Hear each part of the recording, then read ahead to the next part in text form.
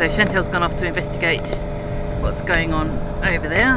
It's mainly a couple of stalls and a whole load of kind of vintage cars and a simulator. Right, so this is us.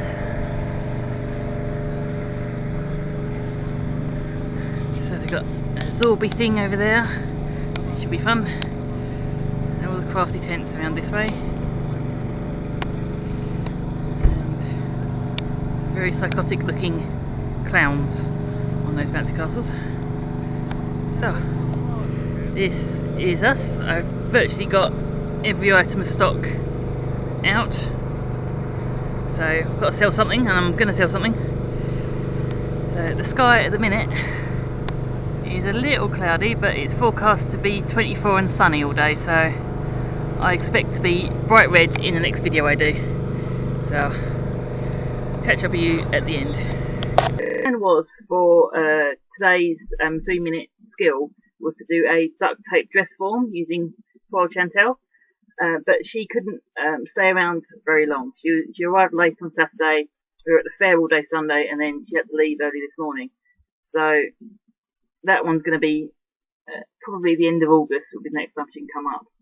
So now I'm going to show you how to do a captured ribbon apron, which is a style I've kind of adopted. I started just doing fixed ribbons, but with aprons for children it's hard to gauge the right kind of neck length and that kind of thing.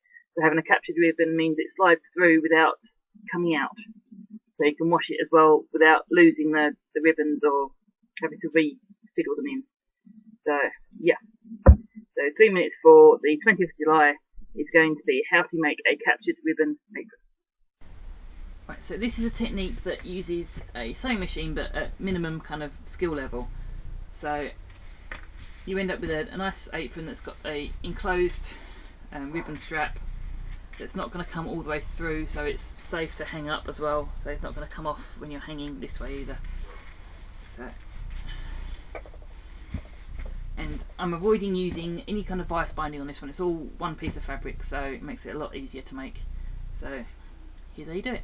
Okay, you may remember these from the first Scroll Saw Saga video, where I cut some old plywood into apron template shapes. So I've since covered them in brown paper just to make sure they're smooth and clean and won't catch the fabric. So this is how I make a very simple apron with a ribbon strap. So first things first, sort out your fabric. So I've got some nice, this is a upholstery fabric that I got remnants of, so I've got lots of squares about this size, and they're just a bit small on the length. So what I'm going to do is fold them over diagonal and line them up so that the check pattern is even-ish,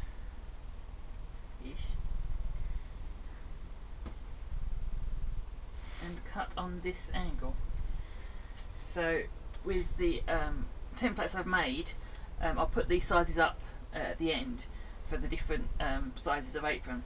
So I always put the long end against a fold, so I've got a double thickness of fabric, and just in this case I'm just going to shift it down until there's about a centimetre or half an inch or so of excess beyond the top corner here. So I don't mind it cutting off the bottom corner, that means I can do a slightly kind of angular edge to it. So you can use a chalk pen or something like that, or one of those disappearing pens, but a biro works just as well. On this fabric it's nice and thick, so it's not going to show through in any way. So just draw around the outline here.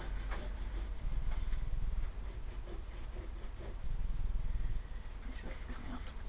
So that comes out quite bold on there, so that's fine. And just because this is quite thick and it's bouncing back, I'm just going to pin it in place just so that it stays stable whilst I cut it.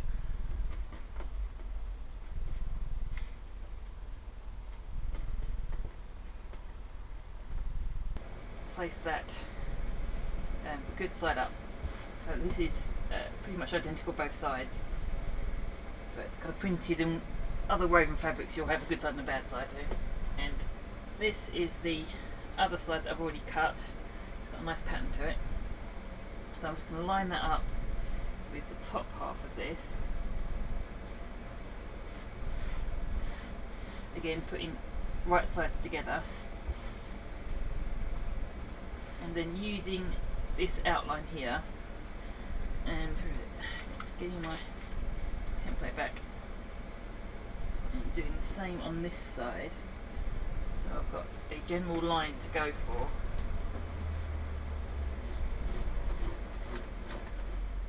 Let's draw around the shape here, and then where I've got these corners, I'm just going to tidy up the corner like that. Again, leaving about ½ inch of allowance. Okay, and now I'm going to pin round, and depending on which way you sew, with your left-handed, right-handed, whichever way you set up your machine, you might be a clockwise or an anti-clockwise sewer. I'm a clockwise sewer, so I'm going in this direction. So I'm going to be starting at this corner here and coming down. So point your pins in the direction that you're going.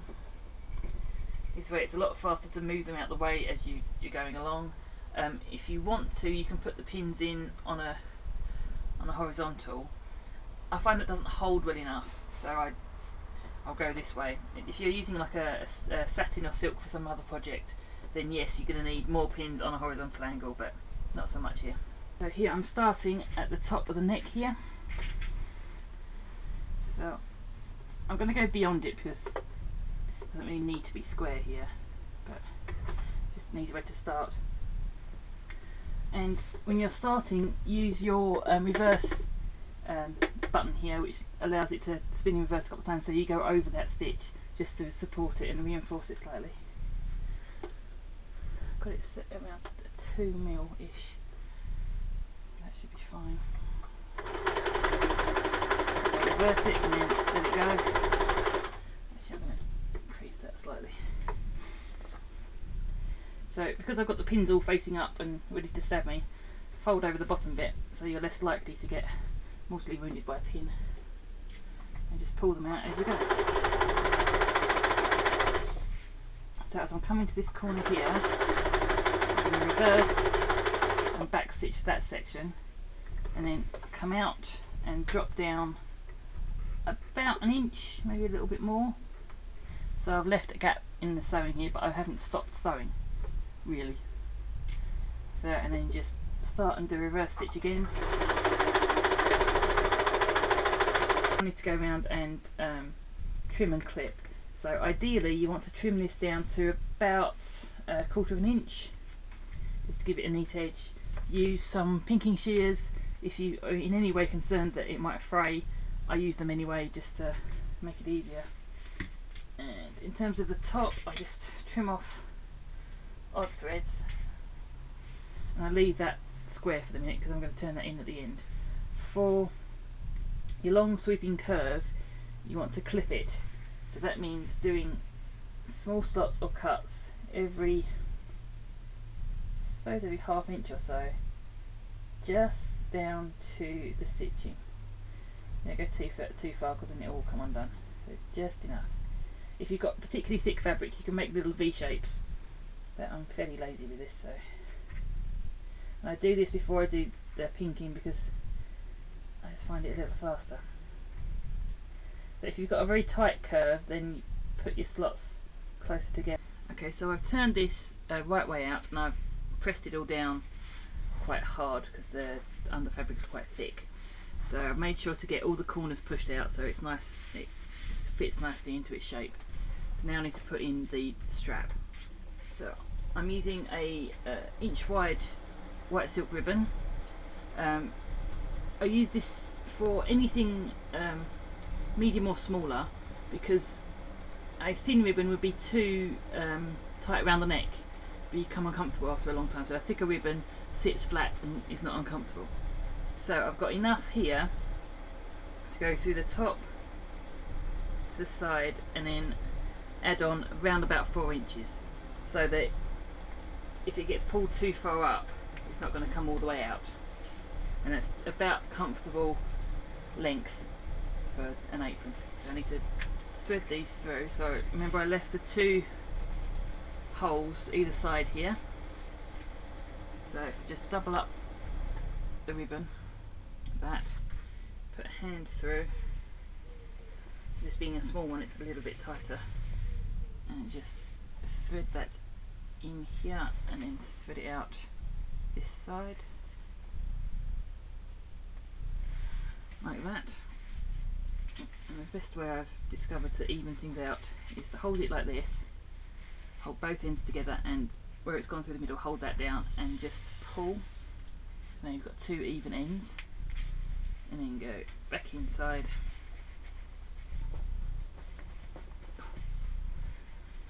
and just put it straight up until it's fairly even. So I want around about, for this size of apron, 3 or 4 inches excess at the bottom, and because this is cutting, that's caused that to be a little bit shorter than it should be, but that will work fine. This is only an extra small size, so small infant size. So once I've got those pulled through, just so that I don't accidentally pull them too far, I just pop a pin across the ribbon here, so that if I accidentally pull on that, I don't lose it and it goes off balance. So now I need to stop it from going all the way up. Most of the time it's going to be tight enough that it's not going to slip too far, but children being children like to pull things too far anyway. So what I do is I get some of my button selection. I have a habit of buying jars of mixed buttons, so I pick out all the kind of colourful and fancy ones, and you end up with what is pretty much brown, black, couple of grey, boring kind of buttons that don't really do very much. So unless you've got a particular need for lots of black buttons, it's fairly unuseful, is the word. So what I do is I pick out 2 that are around about similar sort of size.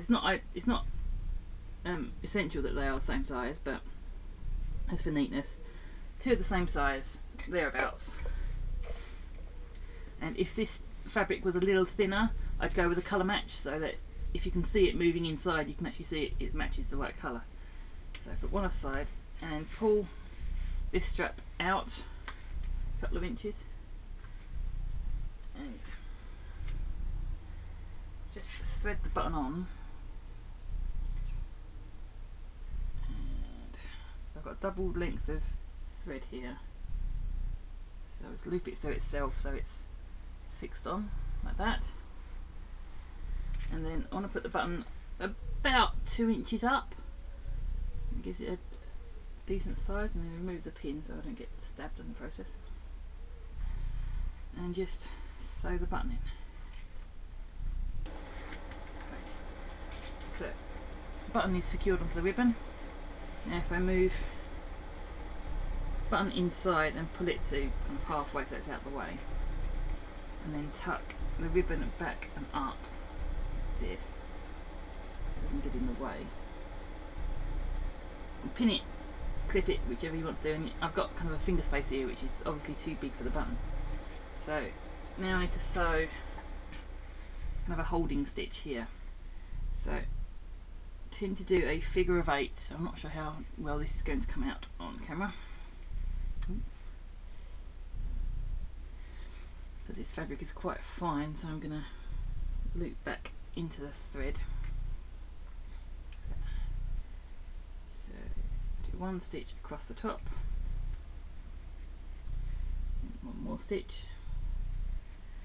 It's going to come out very well.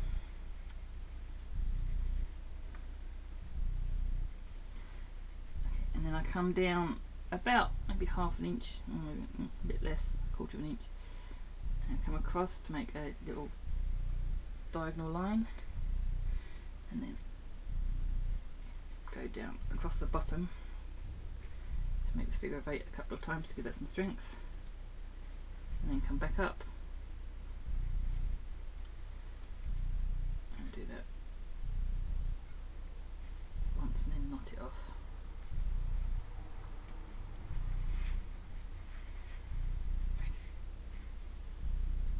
Now I want to push the needle back through this knot here and then into the apron somewhere. So I'm tucking all the loose threads inside. Okay, so that's both lines put in, and they're both nice and solid. Now moving on to the top here. When I sewed it originally, I left a long line at the top, so I've got a good 1.5 inches of leeway here, so I can take that in, take in about 1 inch, and drop a pin in just to hold that there. Do the same on the other side. Make sure they line up. If you're using a PVC material, you're going to want to use bulldog clips instead. You don't want to leave pinholes where you don't need them. Okay, and then for the edges here, tucking in so it's a flattened square, and then I pull the ribbon up into this corner and just put it over and clip or pin. I find clips are better than pins actually for this, like that, so it's held out the way so I don't have a risk of sewing into it when I'm going around. So same again, tuck in the corner, pull the ribbon over like that, and just clip it in place. Again, you can pin it again, but I find that trying to do that through a thickness of fabric tends to leave holes in the ribbon as well, which doesn't look as good as it could. So I'm going to throw in a couple of pins and even these out so this edge is settled. Okay, so all I need to do is sew across the top here. So I'm going to use a blanket stitch using the same colour thread that I used for the original sewing, so that should match on the sides here. So first, make sure I'm not stitching into the ribbon as it comes through here, but make sure I need to get tight enough that the button doesn't come all the way out. So you want to go around about half the width of the button from the edge. So just looping through the thread there. First stitch in, and I do a couple of stitches just at this end to add some strength to that, because that's where the pressure is going to be. So, well, that's going to come out. Right, so now I grab onto the end of the thread with my other hand and come down, where are we? Come down about 1/8 of an inch or thereabouts to keep it neat, and then come up, make sure the thread is behind the needle, and then as I pull up it catches over at a right angle. And that came out very well, and I carry on doing that all the way down.